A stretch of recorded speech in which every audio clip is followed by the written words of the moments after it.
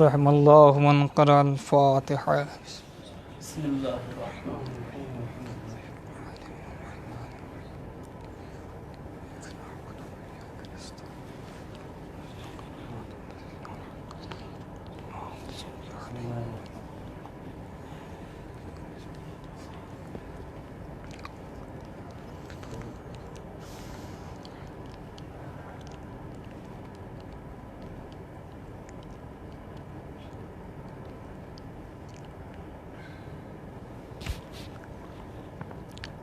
لا حول ولا قوة إلا بالله العلي العظيم. أعوذ بالله من الشيطان اللعين الرجيم. بسم الله الرحمن الرحيم. الحمد لله الذي يتعول عليه كل مخلوق عند الهوائج والشدائد إذا انقطع من كل من دونه ومن سواه، وهو المغيث إذا استغيث والمجيد إذا دعي، وهو أرحم الراحمين. والصلاة والسلام على سيدنا ونبينا وشفيع ذنوبنا وطبيب نفوسنا مولانا بالقاسم محمد. اللهم صل على محمد وآل محمد. ثم الصلاة والسلام على سيد بريته وعلى الأصفياء من عترته. أما بعد، فقد قال الله تبارك وتعالى: بسم الله الرحمن الرحيم. إنا لله وإنا إليه راجعون. صلوات پڑھ دے محمد والے.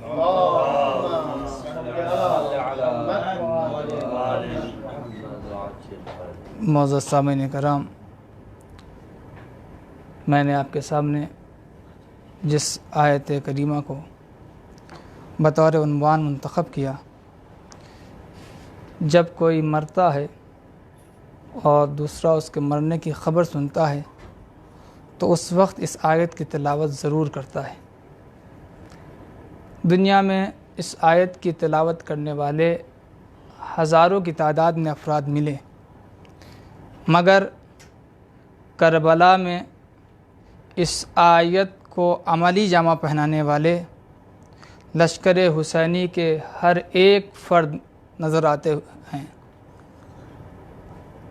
یہ حرکت شمس و قمر، یہ گردش لیل و نہار، آفتاب و مہتاب کی زیبائش، برف پوش پہاڑیاں، زیر آسمان فضاؤں میں منڈلاتے ہوئے خوش الحان پرندے، یہ اس بات کی طرف نوع بشری کو دعوت دے رہے ہیں کہ یہ کائنات کتنی خوبصورت ہے. اسی کائنات کی خوبصورتی کو دوام بخشنے کے لیے اسی کرۂ ارض پہ ایک چھوٹا سا خطہ ہے جسے کربلا کہا جاتا ہے. کربلا جس کے سجدہ گزاروں پہ عرش والے ناز کرتے ہیں، جس نے دین اسلام کو حیات نو عطا کی، جس نے شریعت کو زندہ کیا. کربلا جس کے ذکر نے انیس کو بادشاہوں سے بے نیاز کر دیا، جس کے تخیل نے دبیر کو فصاحت کا معیار قرار دیا، اور جس کی تجلی نے اقبال کو شاعر مشرق بنا دیا. وہ کربلا کہ جس کربلا کے اندر ہمیں بے پناہ درس مل رہے ہیں، وہ کربلا کہ جس کربلا کی معرفت نے قم کو مرکز انقلاب بنا دیا. آپ غور کریں، وہ کربلا کہ جس کربلا کے امیر نے اپنے ذات سے کربلا میں کچھ پیغام دیے، اور وہ کربلا کہ جس کربلا کے اندر آپ کو چھوٹے سے لے کے بڑے تک کو جب آپ دیکھیں گے جو لشکر حسینی میں ہیں، وہ ہر ایک کسی نہ کسی زاویے سے دنیا کو پیغام دیتا ہوا نظر آ رہا ہے۔ ایک صلوات پڑھ دیں محمد والے۔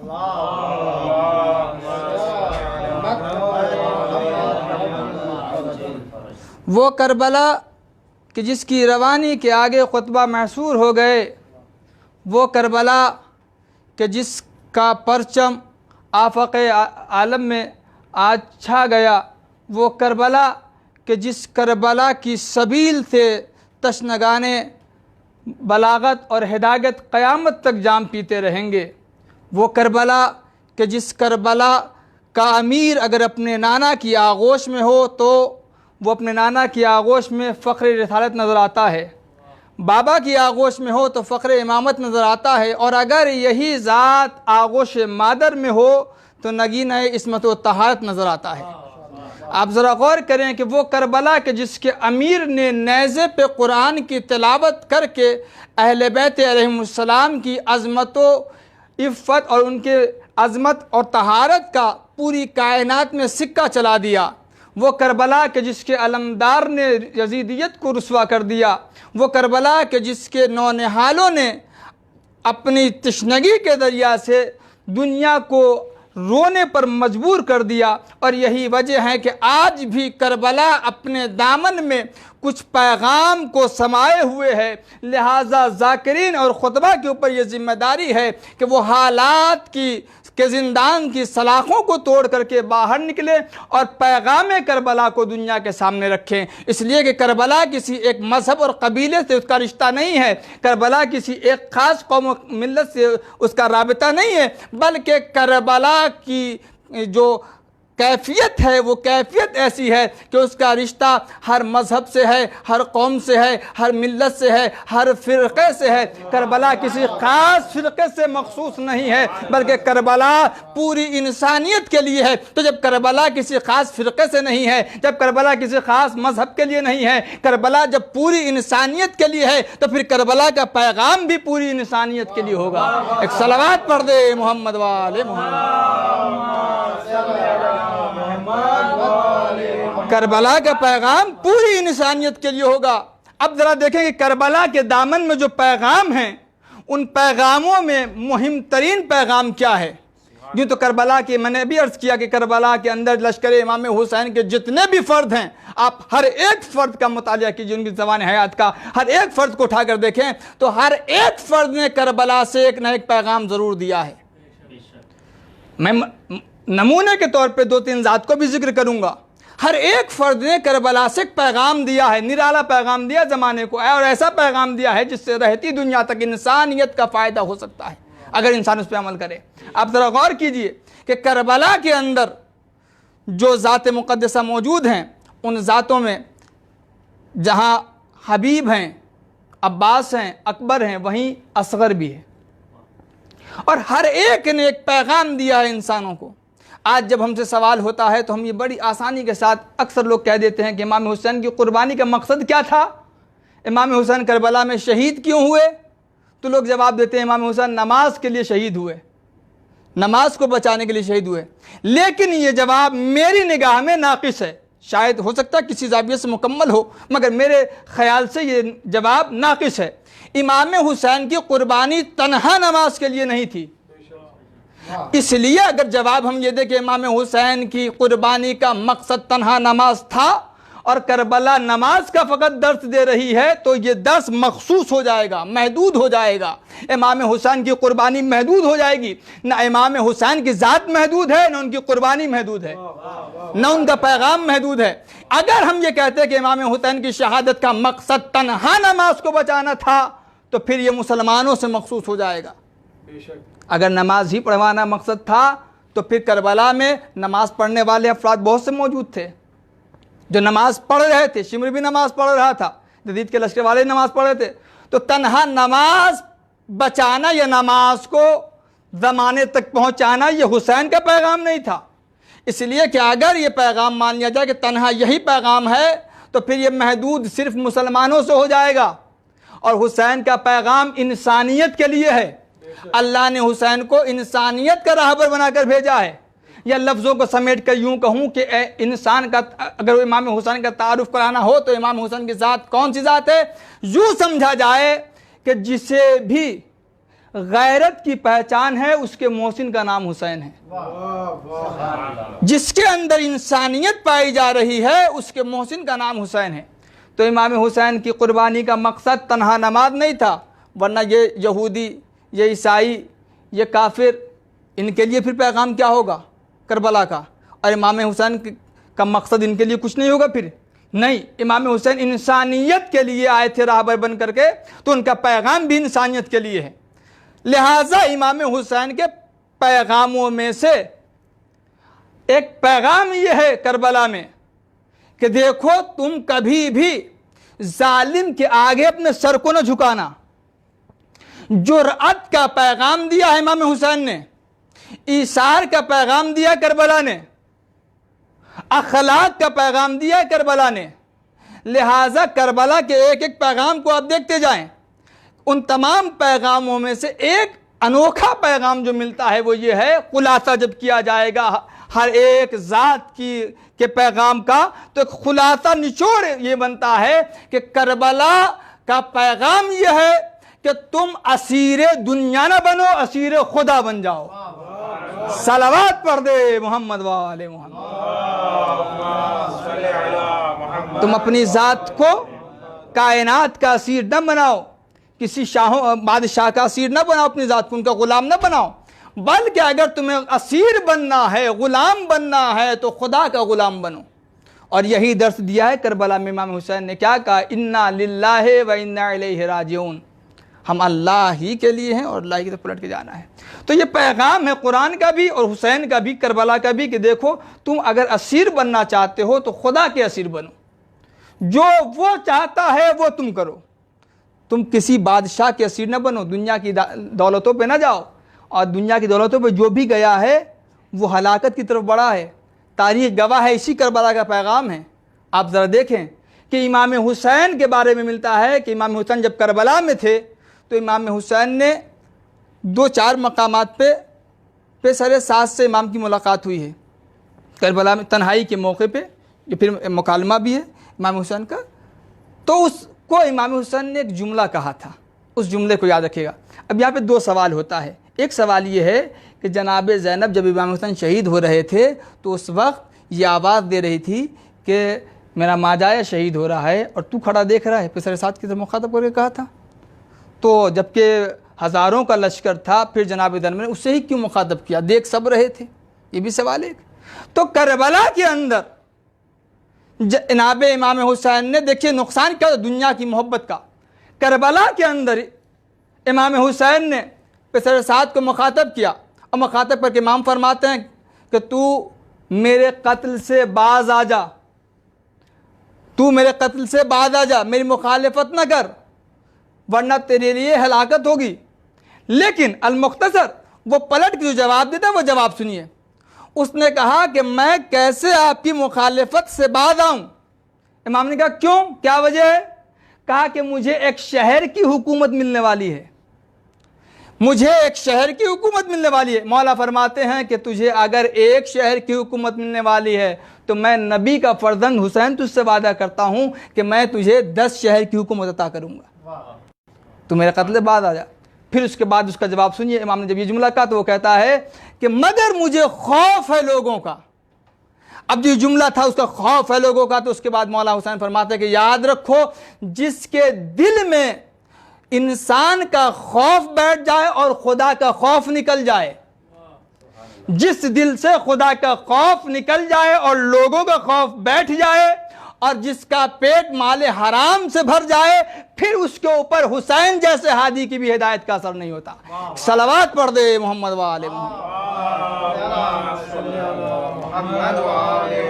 آپ ذرا دیکھیں کربلا کے پیغام کیا ہیں، کربلا کی ہر ایک ہستی نے پیغام دیا، ان میں سے ایک پیغام جناب امام حسین، میں نے کیا کہا ابھی پہلے کہ جس کے امیر نے نیزے سے تلاوت کی اور جس کے علمدار نے یزیدیت کو رسوا کیا.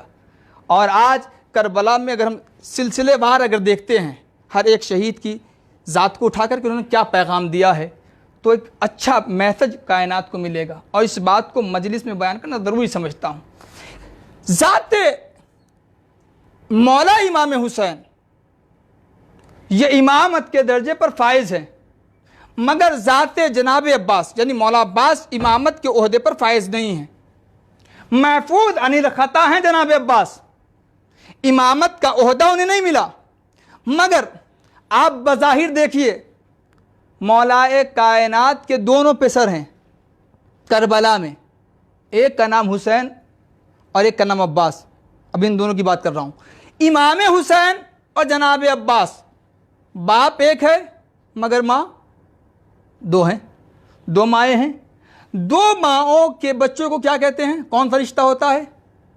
سوتیلے کا ہوتا ہے نا. تو بظاہر رشتے کی بنیاد پہ یہ جو رشتہ ہے امام حسین سے جناب عباس کا, یہ بظاہر رشتہ کون سا ہے؟ سوتیلے کا رشتہ ہے. سوتیلے بھائی ہیں بظاہر رشتوں کی بنیاد پہ. مگر دیکھیں کہ سوتیلے ہونے کے باوجود جناب عباس نے کیا پیغام دیا دنیا کو.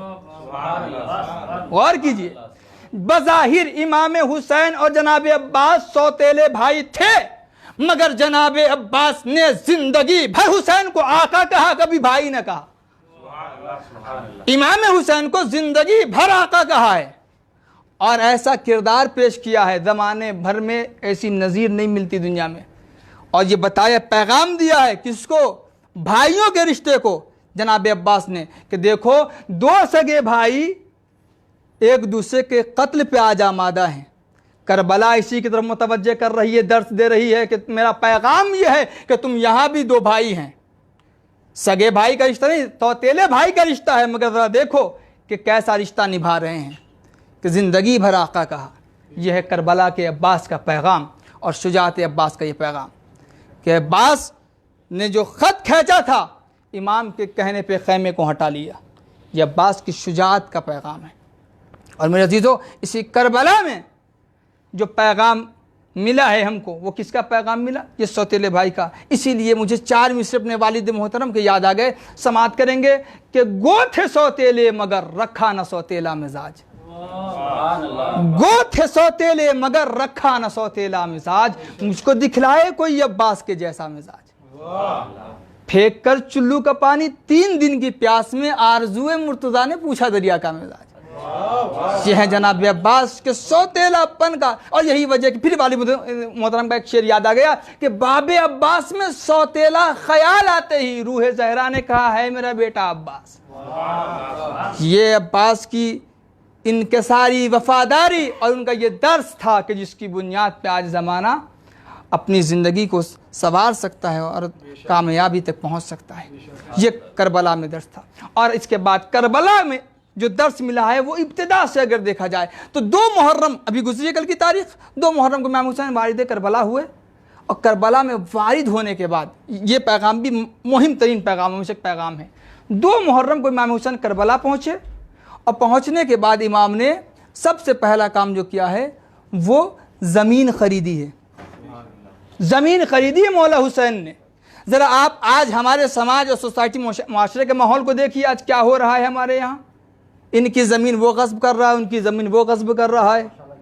ذرا پیغام دیکھیے. 2 محرم کو حسین وارد کربلا ہوئے. رہنا کتنے دن ہے امام حسین کو؟ بظاہر 8 دن. 2 محرم کو پہنچے, 10ویں کو شہادت ہے. بظاہر 8 دنوں کا قیام ہے امام حسین کے کربلا میں, مگر 8 دنوں کے قیام کے لیے بھی مولا نے یہ گوارا نہیں کیا کہ کسی غیر کی زمین پہ مولا زندگی گزارے. ذرا غور کیجئے کہ جو حسین 8 دنوں تک کسی غیر کی زمین پہ رہنا گوارا نہیں کرتا, اس کا اگر کوئی یہ دم بھرے کہ ہم عزادار حسین ہیں اور غصبی مکان میں زندگی گزارے, بہت اچھا پیغام ہے. کیا مولا حسین خوش ہو جائیں گے؟ کیا عزادار اسی کا نام ہے جو ان کی زمین کو غصب کرے, ان کی زمین کو غصب کرے, ان کے حقوق کو پامال کرے؟ کیا یہی کربلا کا درس ہے؟ نہیں. کربلا کا درس میں نے کہا آج بھی کربلا کے دامن میں بہت سارے پیغامات ہیں جس کو عرض کرنے کی ضرورت ہے, پہنچانے کی ضرورت ہے سماج میں. انہیں درسوں میں یہ 8 दिनों की, जहाँ नमाज भी कसर होती है, मौला ने गवारा नहीं किया कि किसी गैर की ज़मीन पे मैं दफन हो जाऊं।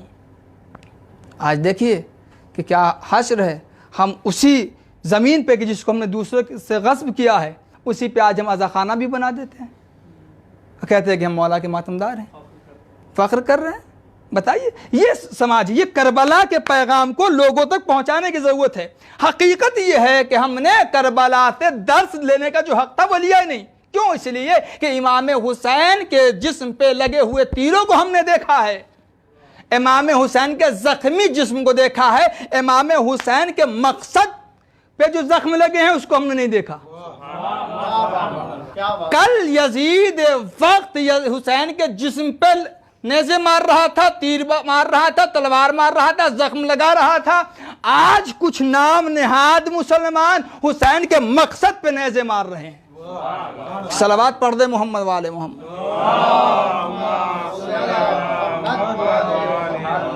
लिहाजा ज़रूरत इस बात की है कि कौम को बेदार अगर करना है तो दर्स करबला जोर से बयान करना होगा, करबला के पैगाम को पहुँचाना होगा। और करबला में जो पैगाम है, उन पैगाम को अगर आप देखें तो जनाब कासिम, मैंने कहा एक एक फ़र्द को देखिए, जनाब कासिम ने भी पैगाम दिया। कौन सा पैगाम? जनाब कासिम ने से जब पूछा गया, बेटा तुम्हारे नज़दीक मौत कैसी है, क्या फ़रमाया? जनाब कासिम फरमाते, मौत मेरे नज़दीक शहद से ज़्यादा शीरी है। और शायद ये बात भी उस वक्त समझ में आई जब इस बात को आप मिलाइएगा जनाब अली असगर के हवाले से, तो जनाब अली असगर भी अपनी ज़बान बेज़बानी में ये आवाज़ देते हुए नज़र आते हैं कि भैया कासिम ने अगर कहा था कि मौत शहद से ज़्यादा शीरी है, तो ये मत समझना कि कासिम के लिए मौत शहद से ज़्यादा शीरी है, बल्कि हुसैन के घर के हर फर्द के लिए मौत शहद से ज़्यादा शीरी है। लिहाजा जब तीर गर्दन पे लगा तो सूखे होंठों पे असगर ने ज़बान फिराई है। आप छोटे बच्चे को देखिए, जब उनके हाथों में कुछ मीठा लगाइए उसके होंठों पे, तो वो दहन में जैसे मीठापन महसूस होगा वो ज़बान फेरेगा। अगर वहीं पे कोई तल्ख चीज़ लगा दीजिए वो तड़प जाएगा। अली असगर ज़बान फेर के ये बताते हैं कि मौत का मज़ा मैं चख रहा हूँ। यह है करबला का पैगाम। और वक्त ज़्यादा ना हो जाए, लिहाजा चूँकि इसके बाद भी नहा खान को वक्त देना है, लिहाजा एक पैगाम और करबला का। एक पहले सलवात पढ़ दे मोहम्मद वाले मोहम्मद।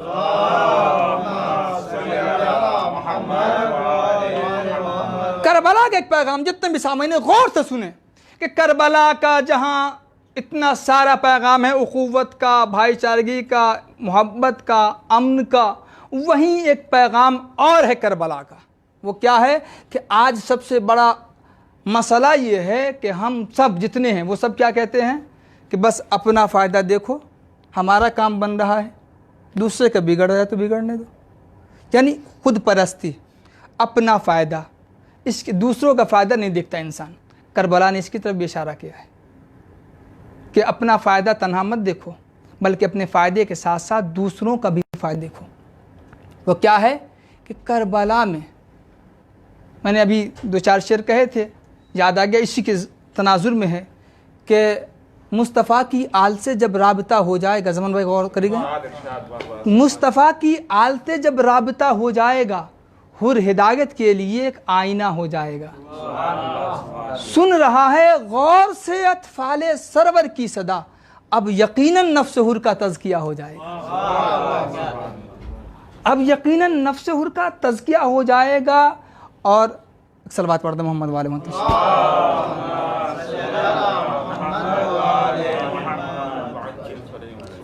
अब यकीनन नफ्स हुर का तज़किया हो जाएगा। यह है करबला कि जहाँ से पैगाम दिया है। वो पैगाम क्या? आखिरी पैगाम, और आपकी ये रहमत की बारिश को ख़त्म करता हूँ, वो ये कि करबला में जहाँ तमाम लोगों ने पैगाम दिए हैं, वहीं एक पैगाम किसका है? हुर का। इसीलिए मैंने ये शेर पढ़ा कि हुर का पैगाम क्या, वो सुनिए। शब-ए आशूर तारीख़ कहती है कि वो हुर के जिसने लजाम हुसैनी पे हाथ रखा था, वही हुर शब जो शजा था, बहादुर था, वही हुर शब आशूर यहाँ से वहाँ, वहाँ से यहाँ चक्कर लगा रहा है। मुस्तरीब है, परेशान हाल है, हुर को करार नहीं है। हुर क्या बात है? हुर के बेटे ने जैसे ही देखा, बाबा क्या बात है? हुर ने कहा, ये सदाएं सुन रहे हो? कहा हाँ। कहा फिर? कहा मैंने ये फ़ैसला किया है कि उधर हक़ है, इधर बातिल है, मुझे बातिल से निकलना है, हक़ की तरफ जाना है। اچھا حر نے فیصلہ کر لیا. اب جو پوری مجلس کا ماحصل ہے خلاصہ کلام کر کے آپ کی خدمت میں عرض کرنا چاہتا ہوں کہ حر نے شب عاشور، تاریخ بتاتی ہے کہ شب عاشور حر نے یہ فیصلہ کر لیا کہ مجھے امام حسین کے لشکر میں جانا ہے، یزیدی لشکر سے ہٹنا ہے. لیکن فیصلہ کب کیا حر نے؟ رات میں. رات ابھی پوری باقی ہے، رات کا سناٹا ہے. حر چاہیں تو بڑی آسانی کے ساتھ اپنے لشکر سے نکلے، حسین کے لشکر میں جا ملے. غور کیجئے گا، آخری جملہ پوری مجلس کا ماحصل عرض کر رہا ہوں. حر اگر چاہے تو رات کی تاریکی میں سناٹے میں اپنے خیمے سے نکلے، حسین کے خیمے میں جا ملے. مگر حر نے فیصلہ کرنے کے باوجود رات بھر، تاریخ بتاتی ہے کہ حر رات بھر رہے ہیں ادھر ہی، نہیں آئے امام حسین کی طرف. میں ہاتھوں کو جوڑ کے کہوں گا، اے حر، جب آپ کو پتا ہے کہ حق ادھر ہے باطل ادھر ہے، آپ نے یہ فیصلہ بھی کر لیا ہے کہ ہمیں حق کا ساتھ دینا ہے، مظلوموں کا ساتھ دینا ہے، ہمیں ادھر جانا ہے، پھر آپ یہاں زندگی کیوں گزار رہے ہیں، وقت کیوں گزار رہے ہیں؟ بہتر ہوگا، موقع اچھا ہے، رات کی تاریکی ہے، نکل جائیے آرام سے. نہ کوئی زخم لگے گا، نہ تلوار چلے گی، نہ تیروں کی بارش ہوگی، نہ نیزے اٹھیں گے. حر آرام سے آہستہ آہستہ خیام حسینی کی طرف بڑھ جائیے. کوئی دیکھنے بھی نہ پائے گا، کوئی شک بھی نہ کرنے پائے گا. عجب نہ ہو حر آواز دے، دیکھو اگر میں چاہوں تو رات کی تاریکی میں سچ کہہ رہے ہو، میں اپنے خیمے سے نکل کر حسین کے خیمے میں جا ملوں، حسین کی بارگاہ میں اپنی جان کو قربان کر دوں. مگر یاد رکھنا، اگر ہم نے ایسا کیا کہ رات کی تاریکی میں میں یزید کے لشکر سے نکل کر حسین کے لشکر میں چلا جاؤں تو کل قیامت کے دن ہمارے اوپر ایک ذمہ داری شریعت کی رہ جائے گی. میں نہیں چاہتا کہ اپنی زندگی میں شریعت کی کوئی ذمہ داری باقی رکھوں اپنے کاندھے پر. اے حر، وہ کون سی شریعت کی ذمہ داری تمہارے کاندھے پہ باقی رہ جائے گی؟ عجب نہ ہو حر آواز دیں گے، ابھی آرام سے بیٹھو، غور کرو، صبح تک انتظار کرو، پھر اس کے بعد ہم بتاتے ہیں. آخر دیکھا منظر کیا تھا کہ حر جب صبح نمودار ہوئی، اب حر نے آواز دی، اے شمر، خولی، ہر ایک کو مخاطب حر نے کیا. اور اس کے بعد کرنے کے بعد حر کہتے ہیں کہ دیکھو حق ادھر ہے باطل ادھر ہے. میں نے یہ فیصلہ کر لیا ہے کہ میں نواز رسول کے اوپر جان قربان کروں گا، میں حق کا ساتھ دوں گا، اور میں حسین کے لیے ان کی مدد کے لیے جاؤں گا. بس عزیزان گرامی، حر نے یہ پیغام دیا کہ دیکھو ہمارے اوپر ایک فرض باقی جو رہ جاتا وہ یہ تھا کہ امر بالمعروف نہی عن المنکر واجب ہے. اگر میں رات کی تاریکی میں نکل جاؤں گا تو کل قیامت کے دن یہ یزیدی لشکر کہنے کا حق اسے ہوگا کہ پروردگارا، اگر حر نے مجھے کہہ دیا ہوتا کہ حق ادھر ہے باطل ادھر ہے تو میں بھی حسین کے اوپر جان قربان کر دیتا. صلوات پڑھ دے محمد والے.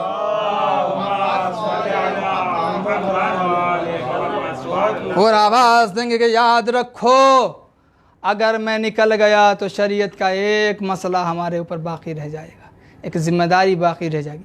تنہا اپنا فائدہ نہیں دیکھو، بلکہ اپنے فائدے کے ساتھ ساتھ مومنین کے فائدے کو بھی مد نظر رکھو. اور اسی کی طرف حر نے اشارہ کیا کہ اگر میں چلا جاؤں تو کل قیامت میں یہ کہہ سکتے ہیں، اے حر، اگر تو نے کہا ہوتا تو میں بھی تیرے ساتھ چلا ہوتا.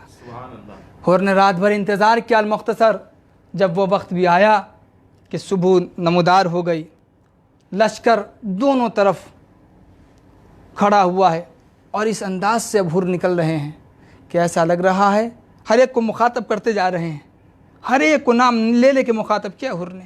اور اس کے بعد حسین کے لشکر کی طرف آہستہ آہستہ قدم بڑھا رہے ہیں. دیکھیے کتنا شجاع ہے یہ حر کہ دونوں طرف لشکر ہے، بیچ سے حر نکل رہا ہے. اور حر کہاں چلے؟ حسین کے لشکر کی طرف. اور اس وقت ایسا لگ رہا تھا کہ دونوں طرف خاروں کا ایک مجمع لگا ہوا ہے، اور بیچ سے ایک گل ہے جو نکل رہا ہے. اور یہ گل نکلتا ہوا آگے بڑھتا ہوا اپنے قدم کو بڑھاتا ہوا امام حسین کے لشکر سے جا ملا. ارباب اعزاز، روایت کہتی ہے آج 3 محرم ہو گئی. روایت کہتی ہے کہ کربلا میں عاشور کے دن، جب شب عاشور، یہ حر نے فیصلہ کر لیا کہ مجھے حسین کے اوپر قربان ہونا ہے. چونکہ اچھا، کربلا میں ایک سوال یہ بھی ہوتا ہے کہ امام حسین کو بچوں کو لے جانے کی کیا ضرورت تھی؟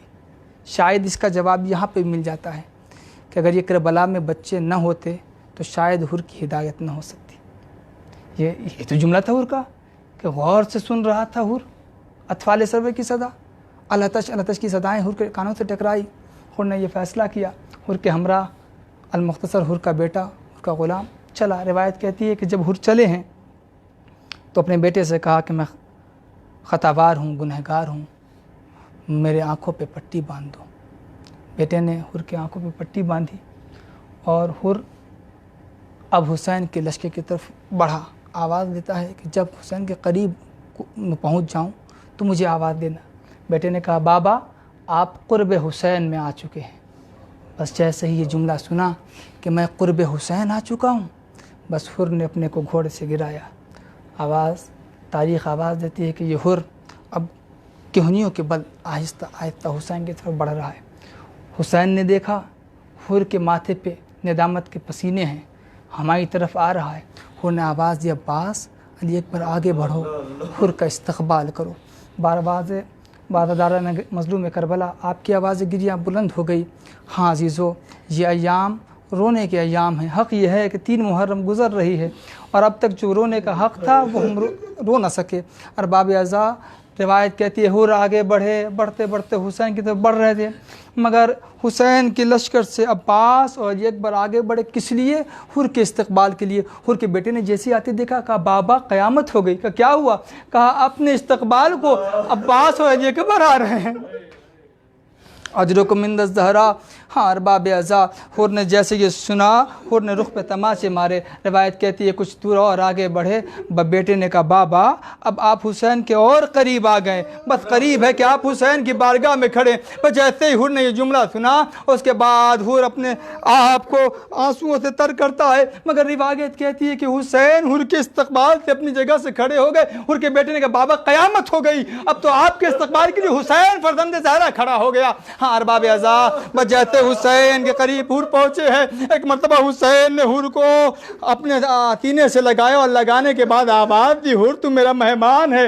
مگر ارباب اعضاء جیسے حور کو سینے سے لگایا، ایک جملہ حسین نے بھی کہا اے حور تو ہی مجھ سے شرمندہ نہیں ہے بلکہ میں تیرا آقا حسین بھی تجھ سے شرمندہ ہے۔ ارے حور کہ اب کل تو ملا تھا تو میرے پاس اتنا پانی تھا کہ میں نے تجھے سیراب کیا تھا، مگر اے حور آج جب تو میرا مہمان بن کے آیا ہے، اے حور حسین اتنا غریب ہو گیا کہ اپنے مہمان کو ایک قطرہ آب سے سیراب نہ کر سکے۔ انا للہ